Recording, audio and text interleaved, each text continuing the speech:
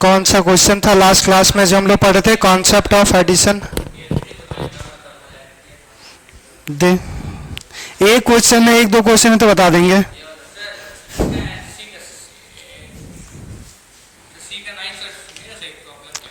Recording start कर चुके हैं।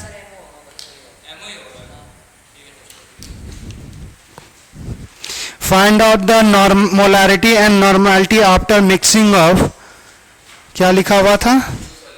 To solution of magnesium hydroxide if solution is, one solution is 2 molar and 700 ml and second solution is 0.1 molar 800 ml। यही था कि अगर हमारे पास एक, कंसिडर कर लेते हैं एक बीकर, हमारे पास एक बीकर होगा जिसमें हमारे पास मोलारिटी जो है वो 2 मोलर था और इसका वॉल्यूम कितना दिया हुआ हमारे पास 700 ml। ये किसका था? मैग्नीशियम हाइड्रोक्साइड का सॉल्यूशन। दूसरा भी हमारे पास क्या है? मैग्नीशियम हाइड्रोक्साइड का सॉल्यूशन है। अब इसमें जो दूसरे में मोलारिटी दिया हुआ था वो 0.1 मोलर और 800 ml सॉल्यूशन दिया हुआ था। क्लियर? यही क्वेश्चन था।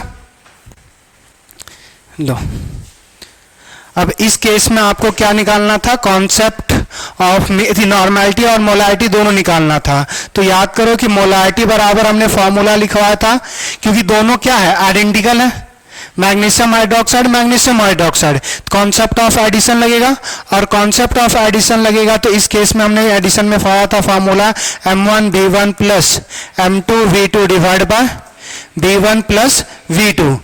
इसको अगर M1 कंसिडर करेंगे तो 2, वॉल्यूम कितना हमारे पास 700 प्लस इसमें हमारे पास 0.1 इंटू 800 और डिवाइड बाय हमारे पास 700 प्लस हमारे पास 800।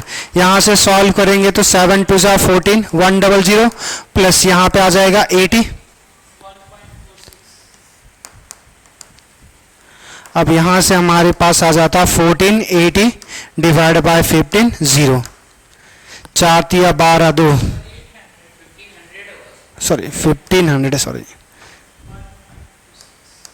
1 0 कैंसिल हो जाएगा। अब हमारे पास ये क्या आ जाएगा? 14.8 डिवाइड बाय 15 लिख सकते हैं। तो अगर हम यहां से डिवाइड करेंगे तो ऐसे चला जाएगा 0 पॉइंट हमारे पास, उसके बाद ये चला जाएगा कितना? 15 9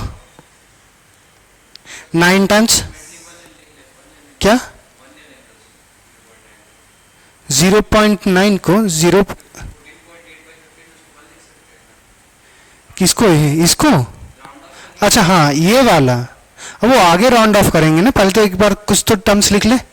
ये 9 टाइम्स में हमारे पास चला जाएगा, हमारे पास कितना आ जाएगा? ये हो गया 135।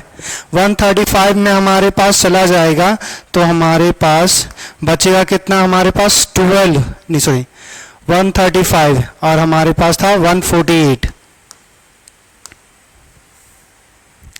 148 तो हमारे पास बचेगा 8 में 5 तो हमारे पास 3, 4 में 1, 13 बच जाएगा। फिर हमारे पास 0 लगाएंगे 130, ये 8 टाइम्स में चला जाएगा। तो इतना हमारे पास मोलारिटी आता है। या तो इसको अप्रॉक्स हम लोग मान सकते हैं कि 1 के अप्रॉक्स है, तो ये हमारे पास जो मान लेंगे 1 मोलर सॉल्यूशन मान लेंगे। दूसरा आप देखो, मोलारिटी और नॉर्मैलिटी दोनों निकालने के लिए बोला गया था आपको। तो नॉर्मैलिटी इज इक्वल्स टू आपने पढ़ा था मोलारिटी इनटू हमारे पास वैलेंसी फैक्टर या एन फैक्टर। तो मोलारिटी हमारे पास 1 आ गया, इसका मैग्नीशियम हाइड्रोक्साइड का वैलेंसी फैक्टर 2, जितना OH माइनस देगा।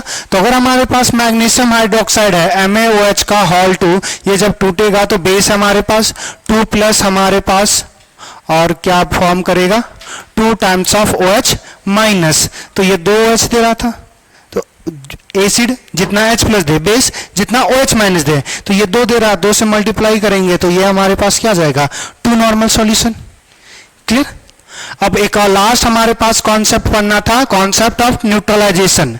कॉन्सेप्ट ऑफ न्यूट्रलाइजेशन में हमारे पास क्या होगा कि जैसे अब हम जब बात करते हैं न्यूट्रलाइजेशन, तो हमारे पास 1 mole of acid 1 mole of base को न्यूट्रलाइज नहीं कर पाएगा हमेशा। देखना, इस चीज को थोड़ा सा समझना, अगर समझ में आएगा तो। यहां से देखना, जैसे अगर हम बात कर रहे हैं कि अगर HCl है, एक एसिड है, इसका रिएक्शंस करवा रहे हैं NaOH के साथ, तो ये क्या बनाएगा NaCl प्लस हमारे पास H2O। तो 1 मोल हमारे पास एसिड, 1 मोल एसिड 1 मोल बेस के साथ रिएक्ट करेगा। तो मगर जब हमारे पास अलग अलग एसिड चेंज कर देंगे तो हमारे पास ये 1:1 का रेशियो फॉलो नहीं करेगा। जिसे यहीं पे देखना, अगर हमारे पास एसिड ले लिए H2SO4, अब इसका रिएक्शंस करवाएंगे हमारे पास NaOH के साथ। तो अगर हम यहाँ से अगर इस रिएक्शंस को कंप्लीट करना चाहेंगे तो ये हमारे पास क्या बनेगा Na2SO4 प्लस हमारे पास H2O। यहाँ पे आपके पास 2 आ जाएगा। अब ये रिएक्शंस बैलेंस होगा। तो यहाँ से क्या देखने को मिल रहा है कि 1 मोल हमारे पास एसिड है और ये कितना मोल से रिएक्शंस करेगा 2 मोल से। तो अगर हम लोग याद करो मोलारिटी और वॉल्यूम को मल्टीप्लाई कर रहे थे तो मोल्स आ रहा था। तो अगर कॉन्सेप्ट ऑफ न्यूट्रलाइजेशन है तो हमारे पास कॉन्सेप्ट ऑफ न्यूट्रलाइजेशन में क्या देखना है आपको कि हमारे पास एसिड और बेस, आपसे जो क्वेश्चंस पूछेगा वो कैसे पूछेगा वो थोड़ा सा ध्यान देना कि एसिड और बेस को हम मिला रहे हैं, एक का अमाउंट हमारे पास ज्यादा था तो बचे हुए अमाउंट का मोलारिटी क्या होगा या नॉर्मेलिटी क्या होगा। बात समझना। Equal amount generally rare questions में एक साथ क्वेश्चंस है जिसमें इक्वल हमारे पास है कि इक्वल अमाउंट्स हम मिक्स कर रहे हैं, वरना जनरली क्या होगा कि एसिड और बेस को हम मिक्स करेंगे और एक का अमाउंट हमारे पास ज्यादा होगा, या तो एसिड का या तो बेस का। तो हमारे पास किसी एक का जो अमाउंट ज्यादा होगा तो उसका, जैसे अगर एसिड और बेस डालेंगे तो एसिड को बेस न्यूट्रलाइज करेगा या बेस को एसिड न्यूट्रलाइज करेगा, जिसका अमाउंट ज्यादा बचेगा उसका हमारे पास कंसंट्रेशन होगा। बाकी बात तो वो वाटर और सॉल्ट बन गया।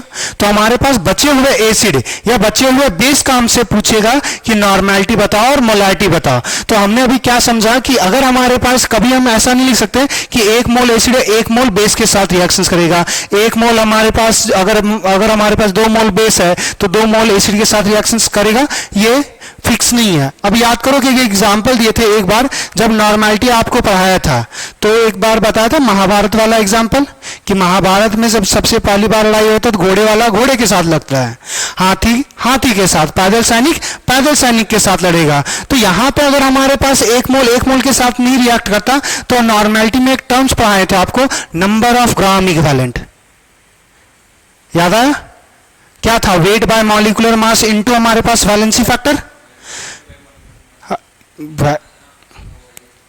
या दो चीज, वेट बाय हमारे पास molecular mass into valency factor, या फिर हमारे पास इसी को लिख सकते हैं कि ये क्या देता है नंबर ऑफ मोल्स।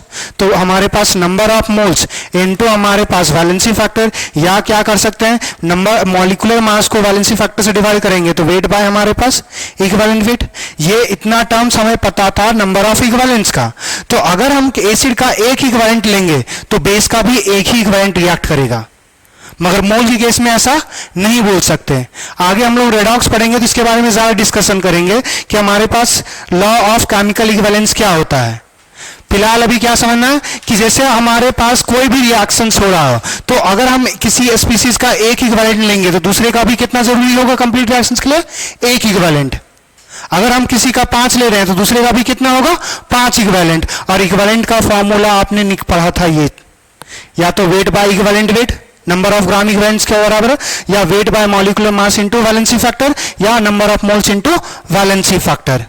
तो अब हमारे पास यहां से जो आएगा, अगर हम कॉन्सेप्ट ऑफ न्यूट्रलाइजेशन, पहला तो ये बात समझ में आ गया कि हमारे पास मोल्स डायरेक्ट रिएक्ट नहीं करेंगे। तो जैसे M1V1 था और M2V2 था तो वो मोल्स देता था, तो मोल्स हमारे पास डायरेक्ट सब्सट्रैक्ट नहीं कर पाएंगे हम, क्योंकि हमें नहीं पता ना कि कितना मोल्स किसके साथ कितने मोल्स से रिएक्ट करेगा।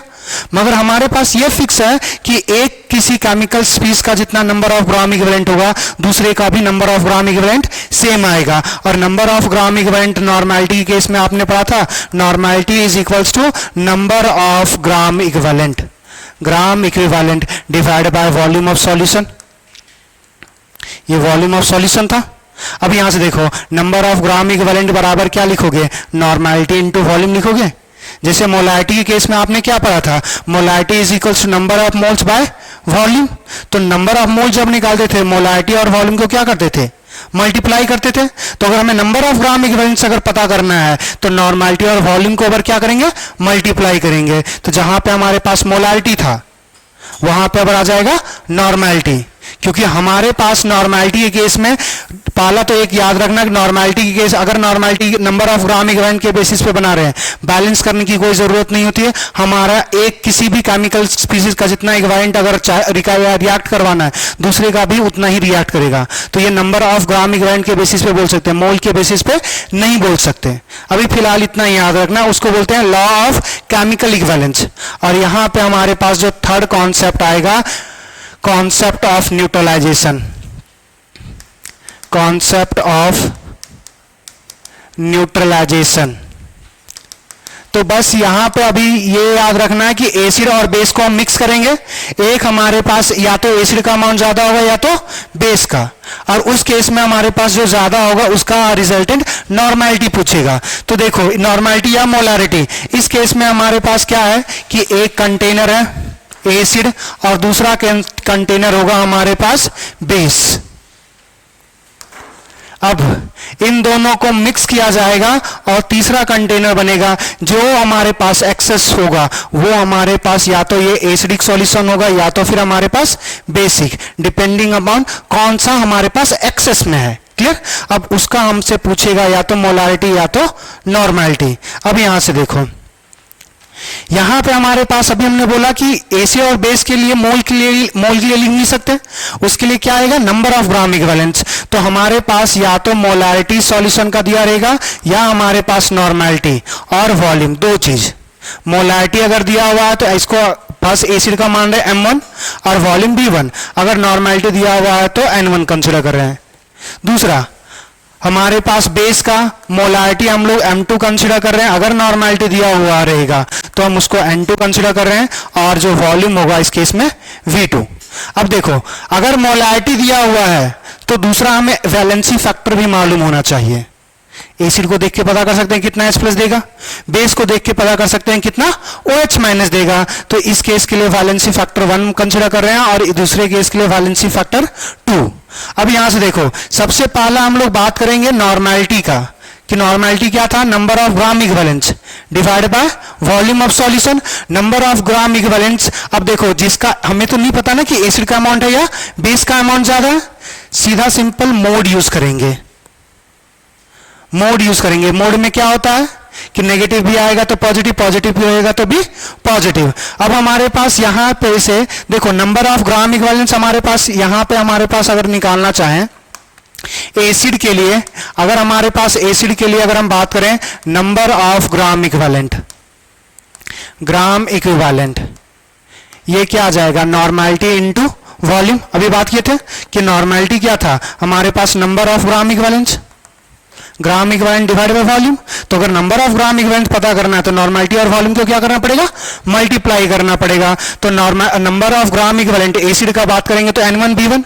अगर मान के चलो कि अगर हमारे पास नॉर्मेलिटी नहीं दिया हुआ है, मोलारिटी के टर्म्स में दिया हुआ है, तो हमारे पास जो है मोलारिटी आएगा, मोलारिटी सॉरी नॉर्मेलिटी बराबर आपने पढ़ा था मोलारिटी इनटू हमारे पास वैलेंसी फैक्टर। ये आपको पढ़ाया था मोलारिटी और नॉर्मेलिटी के बीच रिलेशन। बालक थोड़ा सा जाओ मुंह धो लो।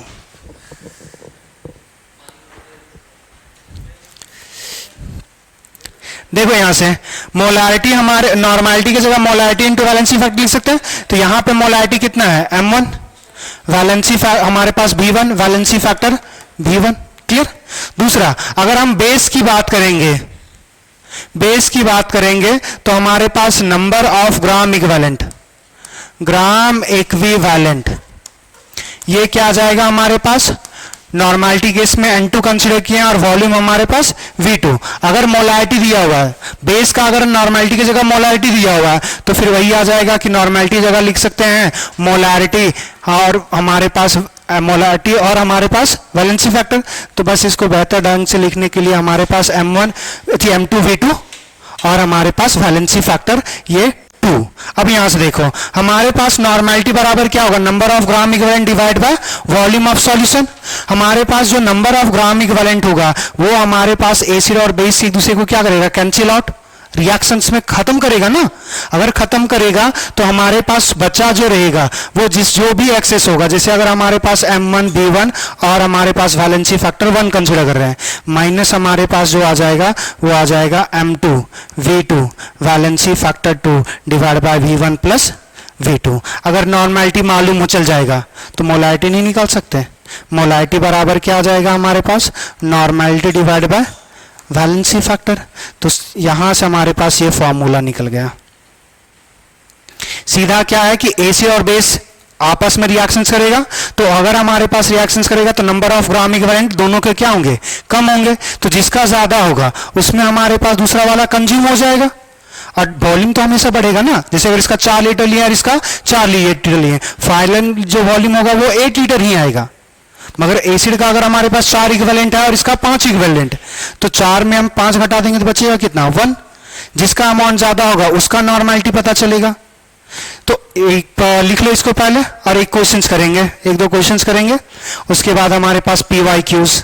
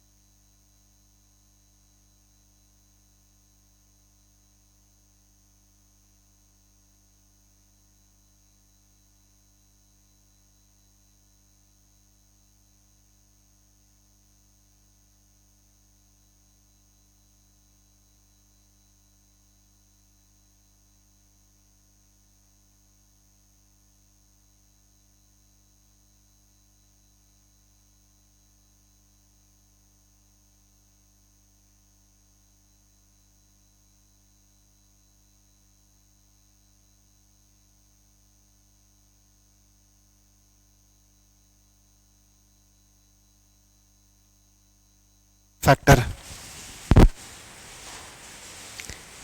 चलो हो गया।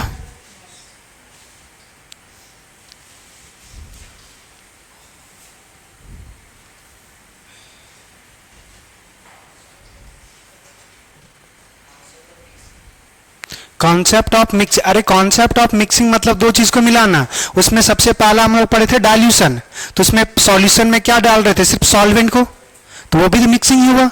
दूसरा हमने पढ़ा कॉन्सेप्ट ऑफ एडिशन, कि जिसमें दो आइडेंटिकल सब्सटेंस को मिक्स करेंगे, तो ये भी तो जब एडिशन करवा रहे तो ये भी क्या हो रहा है, मिक्सिंग। तीसरा कॉन्सेप्ट ऑफ न्यूट्रलाइजेशन, एसिड और बेस को मिक्स कर रहे हैं, तब हमारे पास नॉर्मेलिटी या मोलारिटी क्या होगा वो देख रहे हैं। तो दो चीज को मिला रहे हैं मतलब मिक्सिंग हो गया। चलिए हो गया। अब यहां से एक क्वेश्चन से लेते हैं, जैसे अगर हमारे पास मान के चलते हैं कोई एक एसिड, कोई भी एक एसिड बोलो, KOH, H2SO4, हमारे पास H2SO4 एक मोलारिटी बोलो, कोई भी मोलारिटी, मोलारिटी बोलो, वॉल्यूम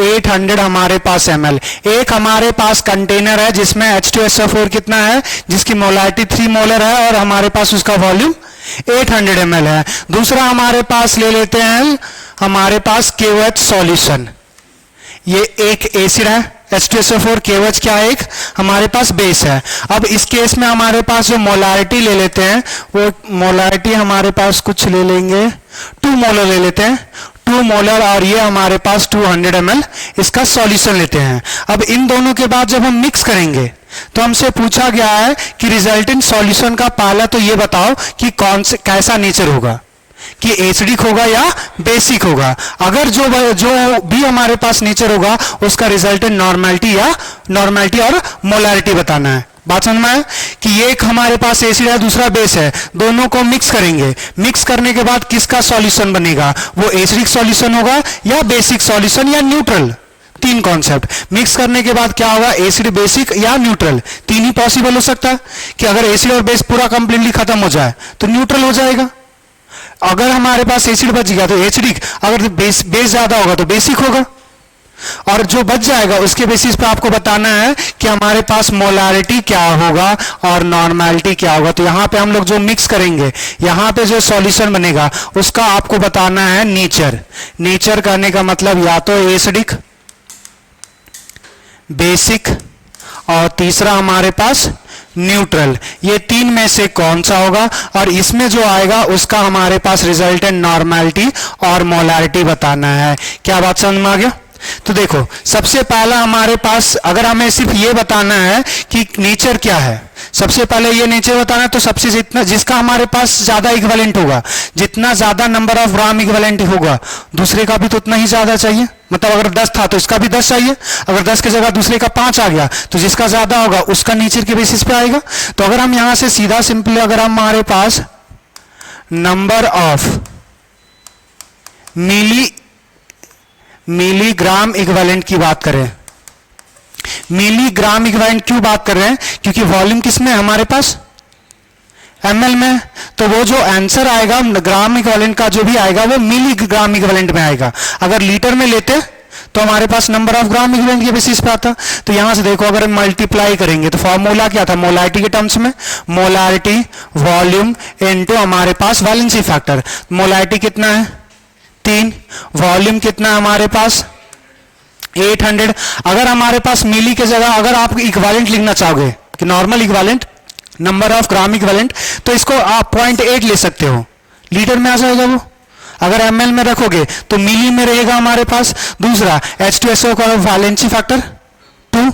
अब यहां से देखो 3 2 जा 6, 6 हमारे पास 4, 4800 आ जाएगा।